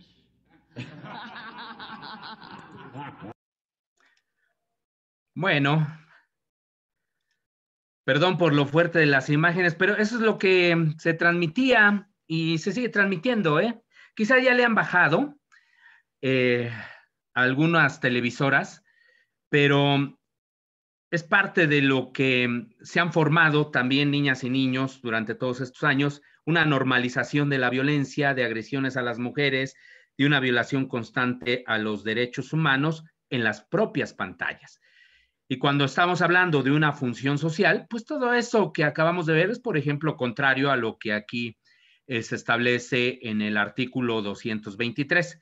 Ya me voy a ir muy rápido con las siguientes láminas, porque ya se nos está terminando el tiempo, pero pues bueno, sí quiero recalcar que en este tema de la regulación de contenidos, en los últimos años, en la administración del presidente López Obrador, no hay información, no sabemos qué tanto esté actuando el director, bueno, los funcionarios de RTC, particularmente en este terreno. En el Instituto Federal de Telecomunicaciones tampoco vemos una incidencia importante. Por lo tanto, las defensoras y defensores de las audiencias juegan un papel fundamental también en este terreno para la preservación de estos derechos humanos. Sin ser censores, reitero, no, es un mecanismo de autorregulación y de responsabilidad que se tiene establecida en la ley, pero también en los principios en los cuales actúan estos medios o los propios marcos normativos, como puede ser la radio y la televisión en la propia Universidad Autónoma de Querétaro. El artículo 226, que no lo voy a leer, evidentemente, porque son muchísimas fracciones, pero se refiere en esencia a toda la manera en cómo la radio y la televisión deben contribuir a este desarrollo armónico de la niñez. Aquí es el desglose de todo esto que acabamos de ver. Luego, por ejemplo, en la clasificación de los programas hay una obligación del concesionario para que se presenten, en este caso, en pantalla, y en el caso de la radio lo han estado haciendo algunos medios de comunicación, de decir, el programa que usted va a escuchar es clasificación perenganita, ¿no? Se alerta, se avisa a las audiencias, aunque es una obligación más de los concesionarios, sobre todo de televisión.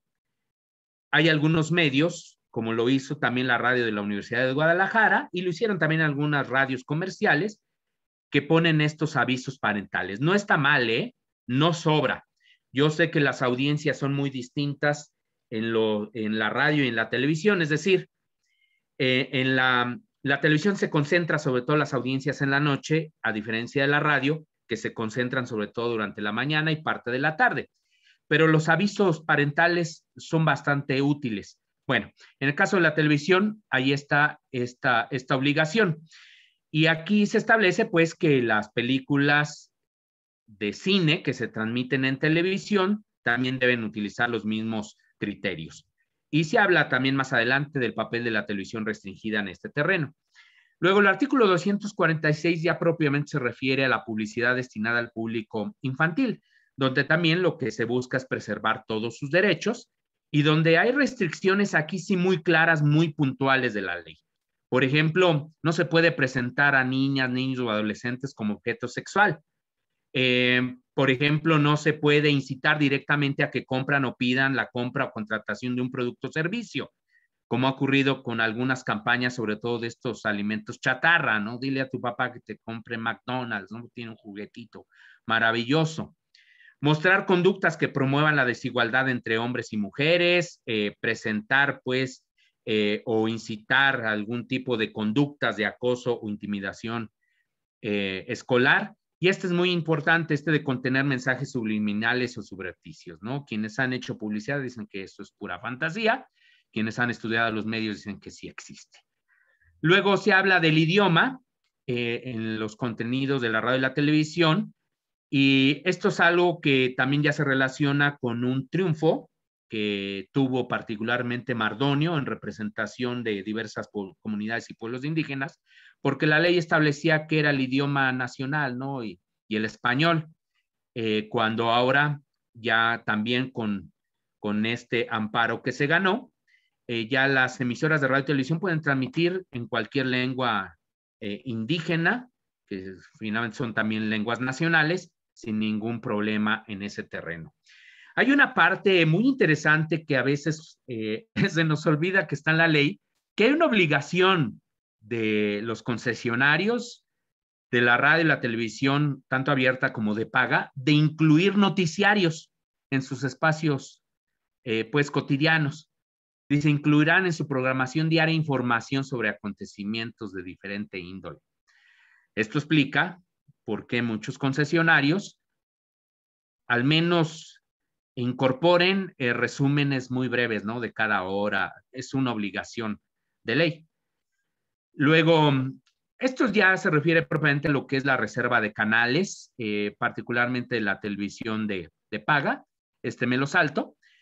El artículo 237 es para la radiodifusión comercial, y no olvidemos este dato. Si yo les hiciera un examen, yo les preguntaría que cuál es el máximo de publicidad en la televisión. Es el 18%. O sea, de las 24 horas del día, solo un 18% pueden transmitir publicidad en televisión. En el caso de la radio es el 40%. Reitero, concesionarios comerciales. Para los concesionarios de televisión y audio restringidos se pueden transmitir diariamente y por canal hasta 6 minutos de publicidad en cada hora de transmisión. Y los canales dedicados a la venta de todo tipo de productos, pues obviamente están exentos de ello. Y para los concesionarios de uso social, indígena y comunitario en radiodifusión, en estaciones de televisión el tiempo destinado a la venta de publicidad para los entes públicos, porque solo a ellos les pueden vender, no debe de exceder del 6%. Y en estaciones de radio del 14%. Este dato es importante también. Aquí no se refieren, como ustedes se dan cuenta, a los medios públicos, porque los medios públicos, pues, no podemos transmitir publicidad. Más bien podemos transmitir, quizás sí, algunas campañas del Estado, en acuerdos, en convenios. Puede haber patrocinios que sí están permitidos en la ley, que son menciones de marca o menciones de instituciones y nada más.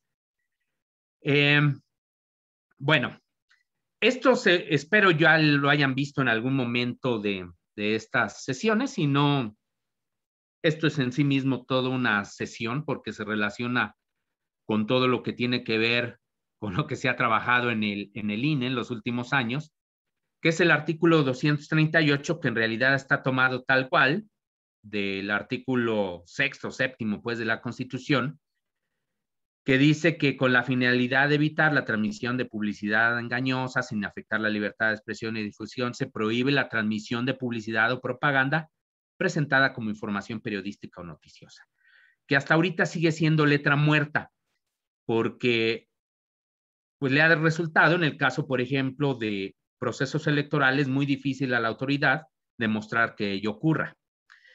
Y en el caso de lo que son contenidos, pues en general, fuera, es decir, de los procesos electorales, lo que buscaban los lineamientos de derechos de las audiencias, pues que fueron, en este caso, pues ya retirados por parte del instituto a partir de toda esta oposición que hubo de la industria y después de esta contrarreforma, pues es dejarlos en el vacío, porque los lineamientos justamente buscaban establecer ya criterios mucho más claros para el cumplimiento de esta prohibición constitucional.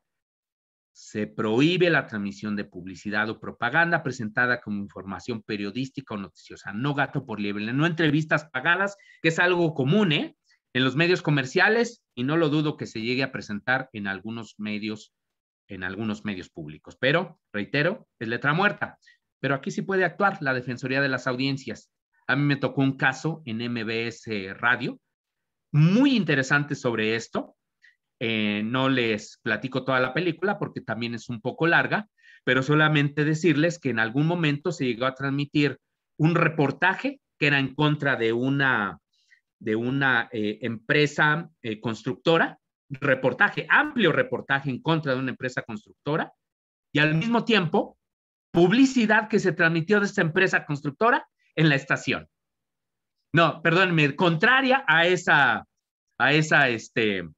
empresa constructora. Es decir, la idea era atacar a una empresa constructora por parte de un competidor X que a su vez estuvo transmitiendo publicidad prácticamente al mismo tiempo, en ese lapso de tiempo, en MBS Radio.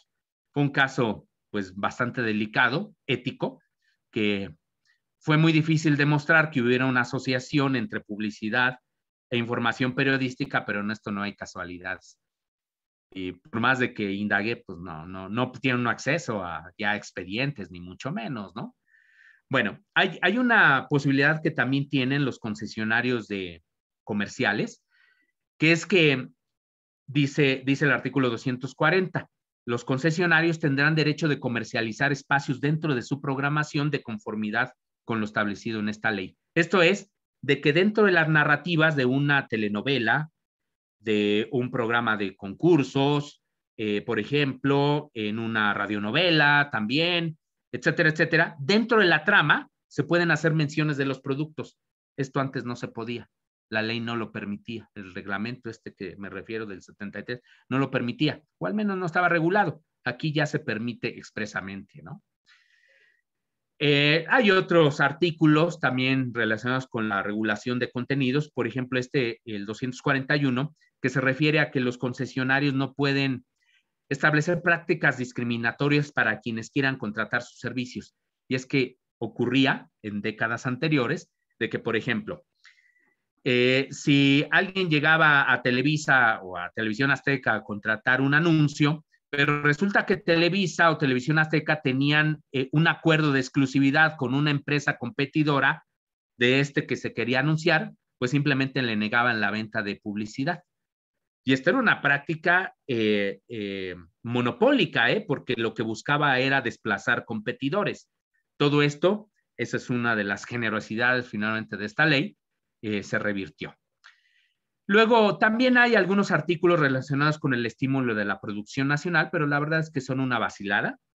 El artículo 251 se refiere ya propiamente a los tiempos del Estado, a los 30 minutos continuos o discontinuos que todos los concesionarios tienen que dar, todo esto independientemente de los tiempos del Estado.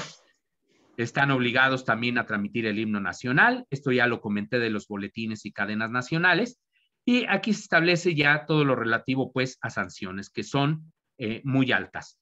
Finalmente me voy a esta parte, que es la accesibilidad a personas con discapacidad, que son los artículos transitorios, que esto ya se cumplió, que dice que dentro de un plazo que no debió exceder de los 36 meses, aunque sí lo excedieron, que era julio de 2017, las señales de los concesionarios de uso comercial, pero también de uso público, que transmitan televisión radiodifundida y que cubran más del 50% del territorio nacional, deberán contar con lenguaje de señas mexicanas o subtitulaje oculto en idioma nacional.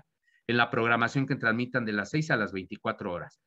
Reitero, en este caso para estos concesionarios que son como cadenas nacionales. Luego, el artículo 258 se refiere a que se debe contar con servicios de subtitulaje, doblaje al español y lengua de señas mexicanas para accesibilidad a personas con debilidad auditiva, y que estos servicios deben estar disponibles en al menos uno de los programas noticiosos de mayor audiencia a nivel nacional. Y hay una serie también de obligaciones para las defensorías de las audiencias, que dice que en relación a las obligaciones establecidas en materia de accesibilidad para personas con discapacidad referentes a discapacidad, referidas a la Ley Federal de Telecomunicaciones y Radiodifusión, para los defensores o defensorías de las audiencias, los concesionarios contarán con un plazo de hasta 90 días, ¿no? Es decir, dar información accesible a las personas con discapacidad sobre sus derechos que tienen como audiencias. Bueno, por supuesto que es una sesión que nos ocupó más del tiempo debido, y miren que todavía tenía por ahí más información, pero es demasiado, es demasiado. Esto que acabamos de ver es sobre todo, ya lo reitero, de la supervisión que se tiene que hacer por parte de RTC, Secretaría de Gobernación.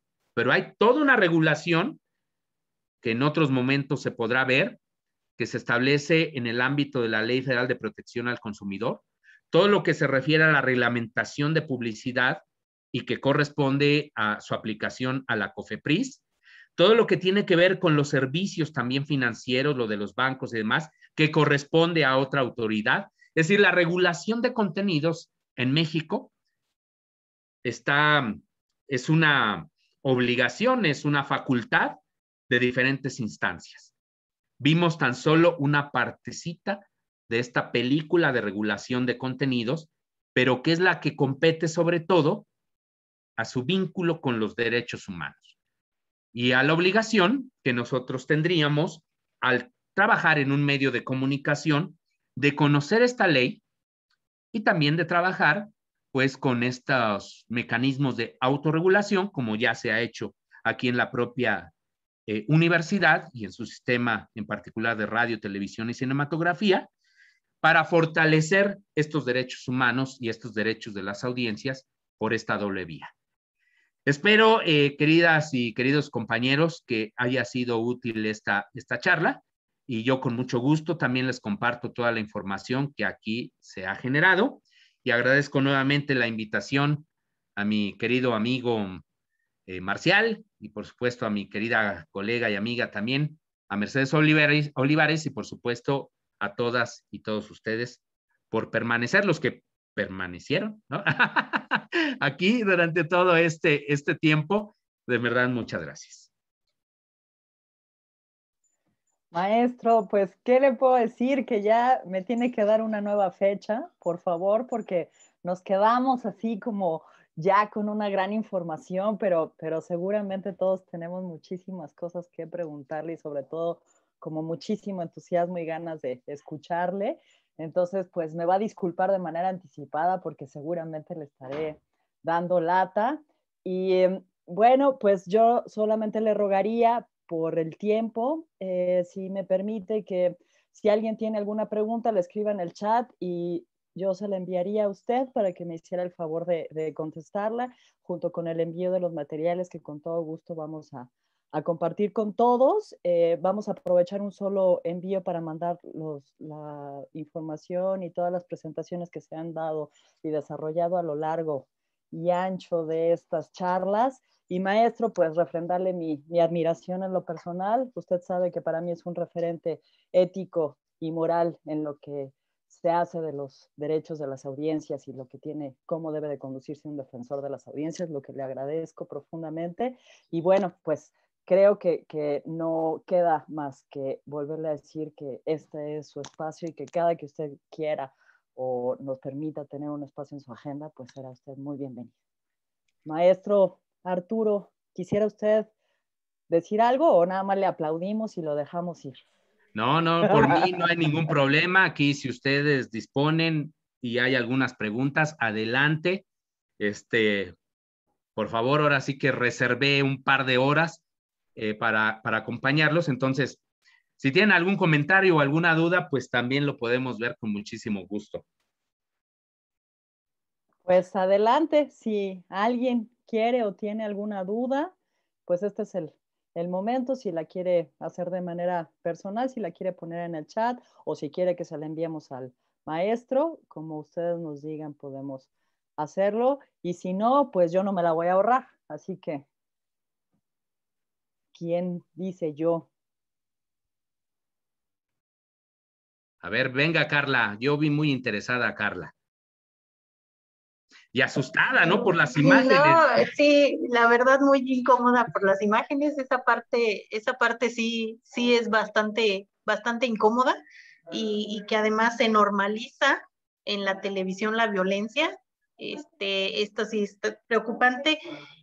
Yo más bien tengo dudas sobre, bueno, y creo que ya me había pasado en la otra plática, esta visión de unidad nacional o de valores que de repente a mí me hace como dudar. No sé si me pasa algo similar a lo del lenguaje, o sea, no hay un uso correcto del lenguaje, entonces no hay una unidad nacional, es que somos multiculturales, hay una diversidad y además ahorita, pues las generaciones, las juventudes, las mujeres, o sea, los distintos grupos han marcado que no hay una, bueno, están los zapatistas, están muchísimas organizaciones, entonces a mí de repente me causa como conflicto, me pasa lo mismo con el lenguaje, o sea, yo no creo que haya una forma correcta del uso del lenguaje, estoy totalmente de acuerdo, pero tengo duda de si promover y también que se está entendiendo por familias, por ejemplo, o sea, es que mi concepción de familia no es la misma. Entonces, como que este tipo de puntos sí me parece que es necesario debatirlos y que haya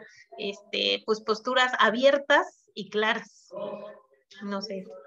Y no las hay, Carla. Es decir, no hay definiciones en la ley. Quizás uno podría agarrarse de otras leyes como para lograr una interpretación mucho más clara de lo que aquí se establece o de la misma Constitución. Ya Mercedes nos puede dar un poco de luz en este terreno, pero a lo que voy es de que finalmente lo que establece la ley son principios fundamentales, ¿no? Que uno tendría que desarrollar o aterrizar con base también en lo que se busca en el propio medio de comunicación. Ustedes en una especie de, por ejemplo, de autorregulación, podrían definir los alcances de unidad nacional. Entendemos en el sistema de radio, televisión y cinematografía como unidad nacional esto, ¿no?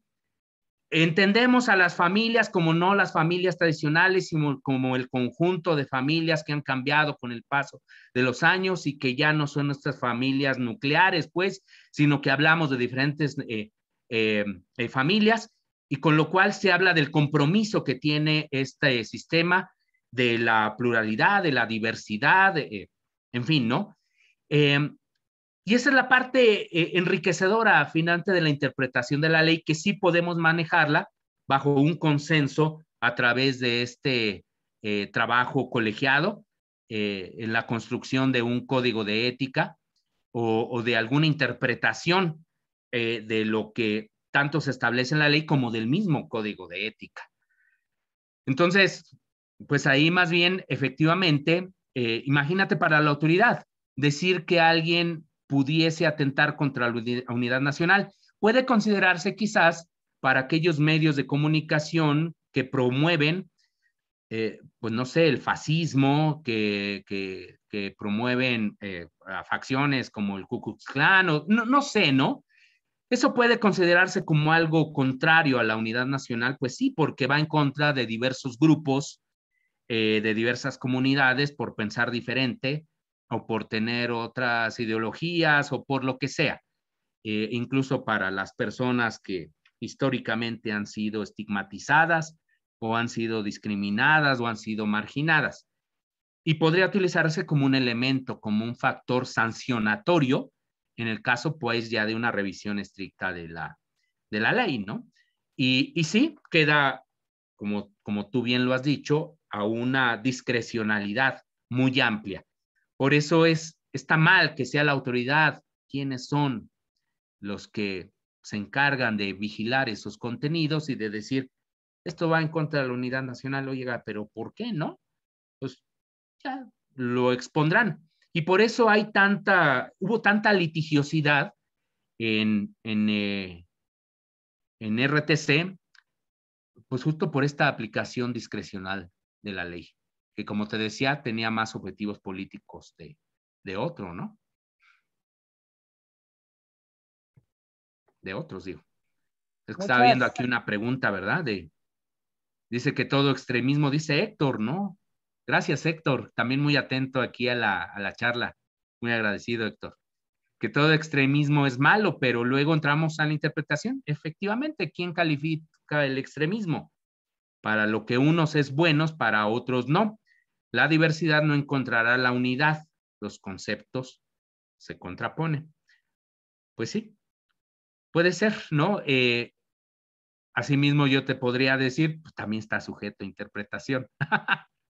No, es muy difícil llegar efectivamente a un consenso en este terreno y en varios de los conceptos que se han manejado aquí o bien los que están incluidos plenamente en la ley. Pero es eso, o sea, se puede trabajar en una interpretación en común sobre lo que está ahí establecido o, por ejemplo, sobre los principios universitarios, ¿eh? ¿Cuáles son los principios? Es más, yo les preguntaría, ¿conocen los principios universitarios? ¿Conocen la misión, la visión de la Universidad Autónoma de Querétaro? Bueno, ¿por qué no aterrizan esos principios en su propia programación, en sus propios contenidos? ¿Cómo los interpretan? ¿Cuál es la aplicación de esos principios, de esta misión, de estos valores en su trabajo cotidiano? Eso es algo muy, muy valioso, ¿no? Es un ejercicio útil, muy difícil, porque no es fácil llegar a consensos también en esto. Son como los debates que encontramos ahora en Twitter sobre muy diversas temáticas. Por ejemplo, y esto me compete a mí como al estar ahora trabajando para un medio público como Radio Educación, fíjense qué interesante planteamiento. Es real, yo así lo veo, lo digo con todo respeto, de que sí hay muchos medios que están en contra del presidente. Y que los medios públicos no podemos estar, es decir, nuestra responsabilidad es la pluralidad, ¿no? La pluralidad de ideas, la pluralidad política. Y entonces, por ejemplo, ahí en Radio Educación, pues se le da voz a los del PAN, a los del PRD, a los del Movimiento Ciudadano, obviamente a los de Morena, a los que apoyan al presidente y a los que descalifican o no apoyan al presidente. Pero entonces en Twitter se ha generado una discusión que no ha crecido, pero que deberíamos estar metidos también las y los directores de medios públicos, y de quienes estamos construyendo el día a día de los medios públicos. Decían, bajo el argumento falaz, ¿no? Así dicen, de la pluralidad, lo cierto es que los medios públicos son también golpeadores de la 4T. Entonces dice uno, bueno, espérense, pues es que los medios públicos nos regimos bajo otros principios. Y aquí lo que buscamos es el equilibrio. Y a lo mejor, pues sí vamos a encontrar voces que son totalmente contrarias a la 4T, pero también hay espacios para los que sí están a favor. Entonces crea también algo ahí hasta esquizofrénico, muy complicado, ¿no? Porque es que dicen, pero es que son todos estos, más esa parte de los medios públicos. Entonces los medios públicos deben ser los contrapesos. Dicen, no, espérate. O sea, contrapesos, sí en el sentido de que aquí vas a encontrar información a favor y en contra, pero no contrapeso en sí mismo como para revertir una tendencia ideológica, política, editorial de algunos medios, porque esa no es la función del medio público, ¿no? Los medios públicos son de la ciudadanía, son de la sociedad. Y si es una sociedad, como se ha visto aquí, muy diversa, pues los medios públicos deben responder a esa diversidad, a esa pluralidad. Esa es nuestra obligación y eso es irrenunciable. Si no, estaríamos también defraudando, pues todo aquello por lo que luchamos en décadas atrás, al menos quienes lo hicimos desde las organizaciones o desde la academia, o en fin, como ciudadanas y ciudadanos, de que pues todos los medios estaban volcados hacia, o la mayoría, ¿no? Hacia una devoción del presidencialismo y del partido único. Ahora no, la verdad es que sí tenemos enormes libertades en este terreno. Yo les digo con toda sinceridad y hasta lo firmo que no he recibido una sola instrucción de este gobierno, del gobierno federal en este terreno, o que me dé línea Jesús Ramírez Cuevas o la secretaria de Gobernación o el presidente del Sistema Público de Redacción de por aquí nos vamos. No, por ejemplo, ¿ustedes creen que el presidente no estaría feliz de que en Radio Educación se transmitieran las mañaneras? Pues yo creo que sí, porque solo lo hace Radio IPN, pero en Radio Educación no se transmiten, por ejemplo. ¿Por qué?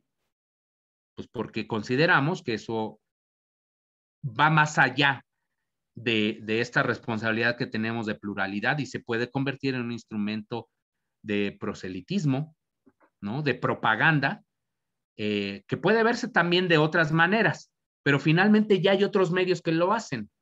No la radio pública, pues, de excelencia, la más antigua de México, ligada desde sus orígenes a la educación en nuestro país, como para convertirse en un instrumento propagandístico.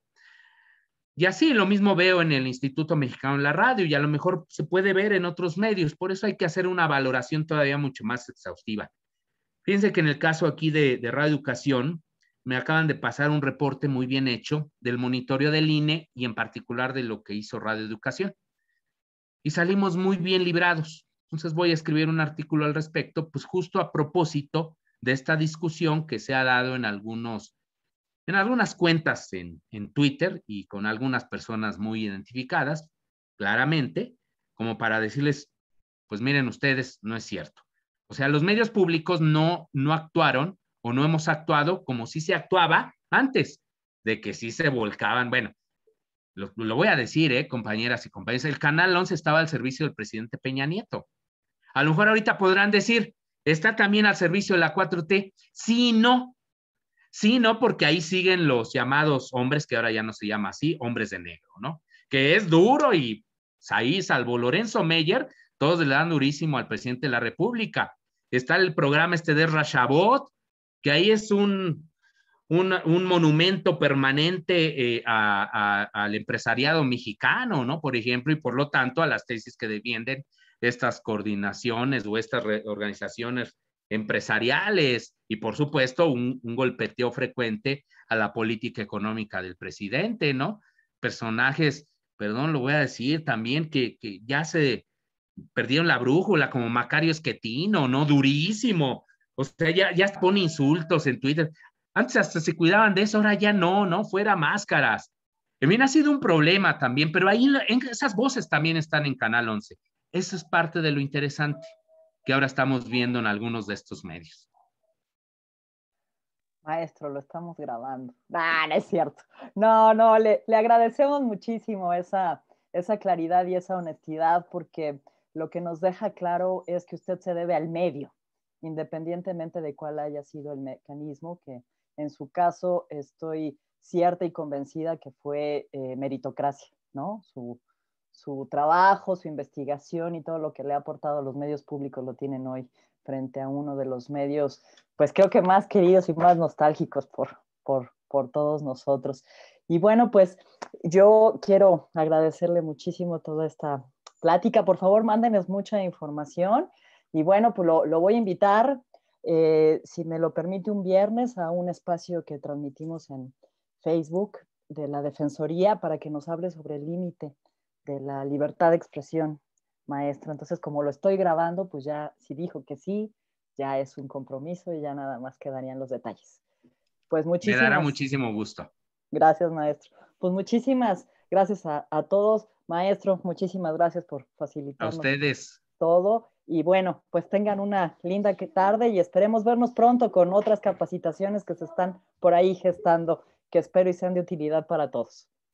Gracias, Mercedes. Gracias, Gabriel. Un abrazo. Al contrario, muchas gracias a ustedes nuevamente. Un gran abrazo, compañeros. Provecho. Gracias. Gracias.